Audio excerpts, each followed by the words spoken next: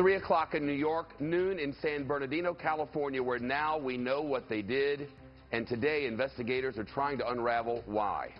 The day after a couple killed more than a dozen people and died in a wild shootout, police are revealing a lot of new information, including that the husband and wife team had thousands of bullets and a stockpile of pipe bombs. If you look at the amount of obvious pre-planning that went in, the amount of armaments that he had, the weapons and the ammunition, there was obviously a mission here. We know that. Today, you'll hear everything we've learned about the married murderers of San Bernardino, including their connections to terror suspects and their history in this country. Also, how they apparently tried to rig the sort of remote-controlled bomb that is so often a terrorist signature. Let's get to it. Now, Shepard Smith reporting live from the Fox News deck. And first from the deck this Thursday afternoon, the possible connections to terror. A source is now telling Fox News that one of the killers in San Bernardino has contacts with people who were on the Fed's radar, people the FBI investigated for terrorism in cases they later closed. And now CBS News reports the killer couple had searched for ISIS propaganda online. The clues starting to come together as investigators try to figure out why they would build an arsenal fit for war, why they'd gun down 14 innocent people and in the end leave their own baby girl an orphan. Here's what we know now. The killers, Syed Farouk and his wife, Tashfeen Malik.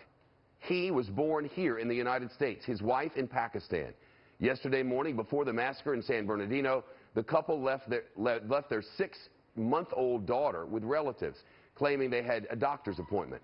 Farouk's co-workers say he came to the annual holiday party for the county health board where he'd worked for 5 years. Co-workers say he left at one point, leaving behind his coat, and the next time they saw him, he was with his wife, guns blazing, wearing masks and tactical gear, strapped with thousands of rounds of bullets. As survivors say, they took cover and stepped over victims' bodies to escape. The killers made their getaway in a rented SUV.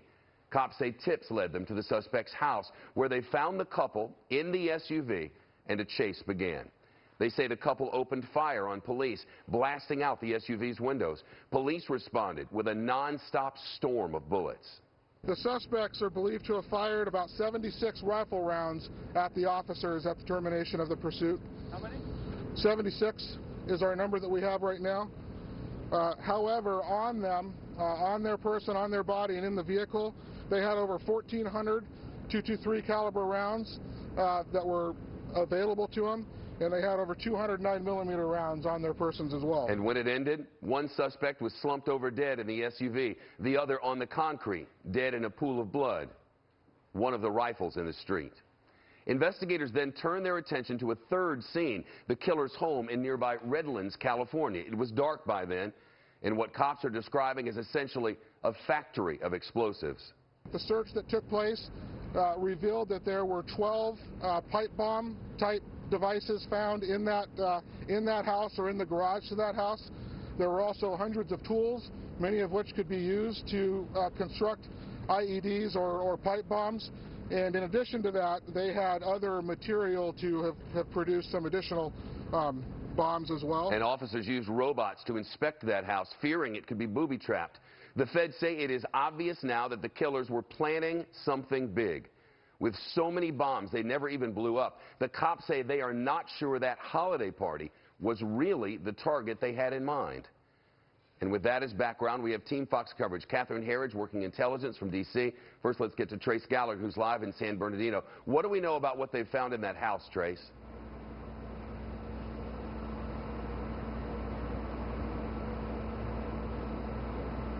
I've got the wrong IFB. Well, that means that Trace is dialed into another studio instead of this studio, but now we have him. What do we know about what they found in the house, Trace?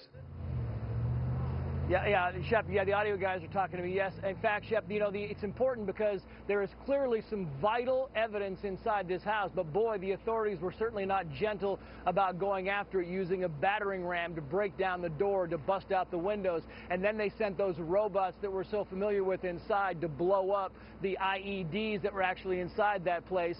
Clearly, the safety of the investigators was the first priority before going in. We can tell you they have now pulled out the electronic equipment equipment, and that stuff is being fast-tracked to forensic experts because that will tell them who these killers were actually in contact with in the days and weeks and possibly months before this attack.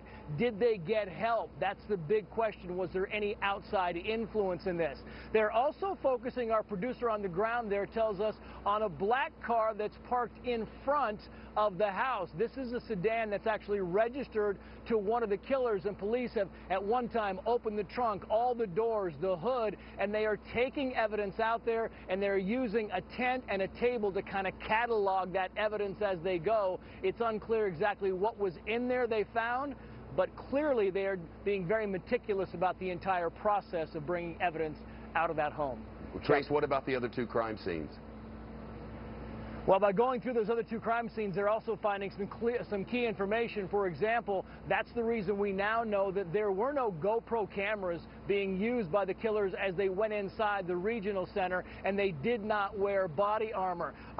There's still no word, though, as to why the killers lingered in this area, in this vicinity, for the better part of 4 hours. I mean, did they have other plans, investigators want to know? Were they waiting for the right time to break? Was there a hideout plan that they had? That's the thing they want to find out. And the reason, Shep, that we're not getting more information about the victims, those who were killed, is because the sheriff says, and the police chief echoes this, that the coroner could not get in to the regional center until the middle of the night because during the actual siege, the shooting, the fire alarm sprinklers went out. There was water everywhere.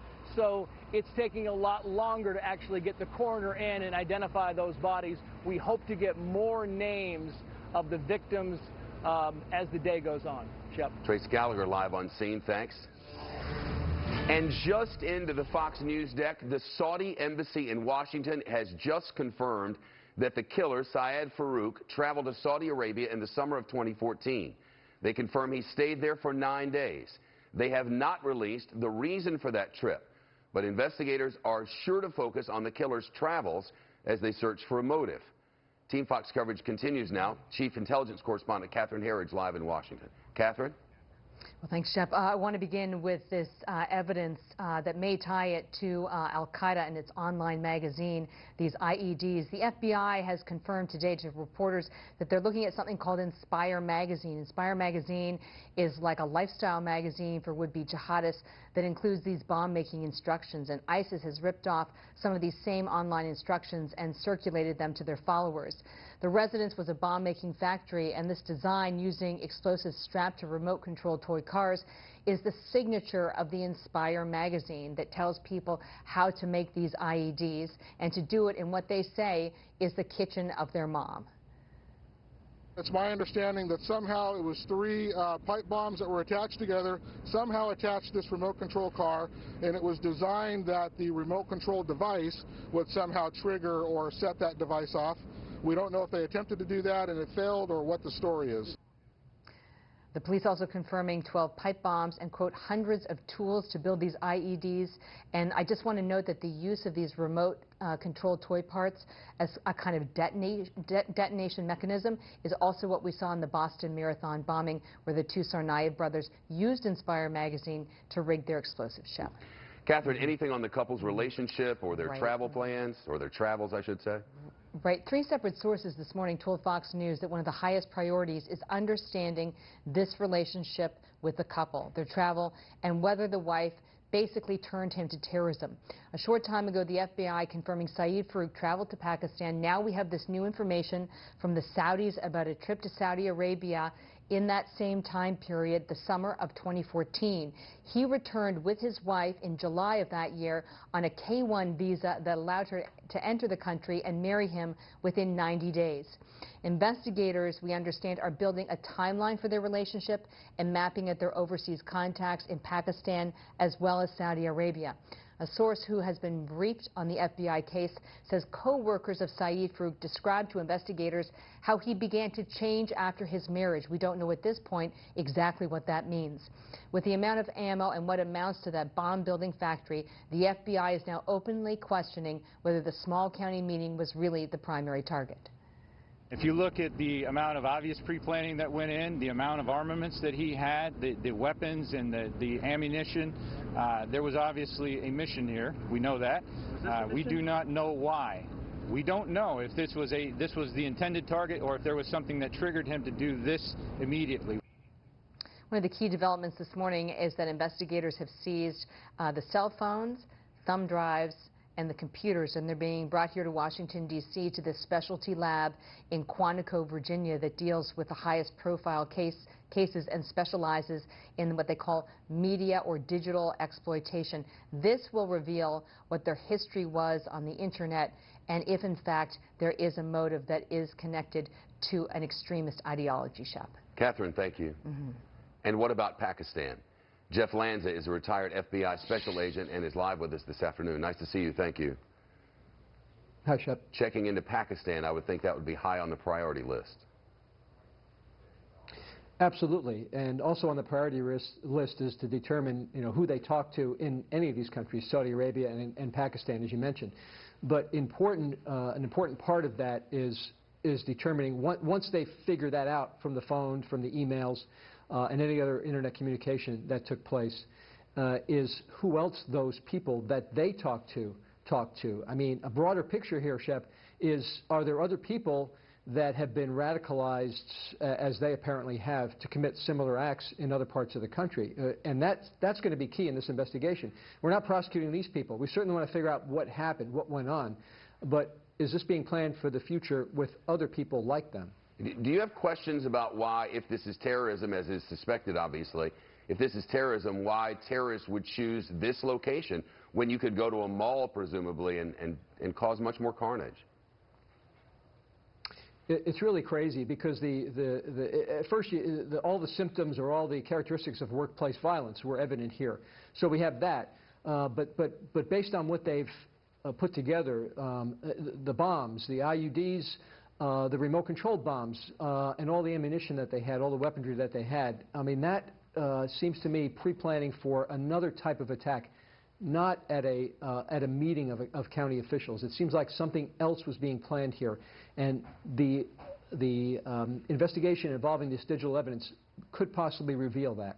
So you're suggesting that, and I'm asking here, that you believe Syed Farouk might have just gotten mad at a meeting and gone ahead and done something ahead of its planned time?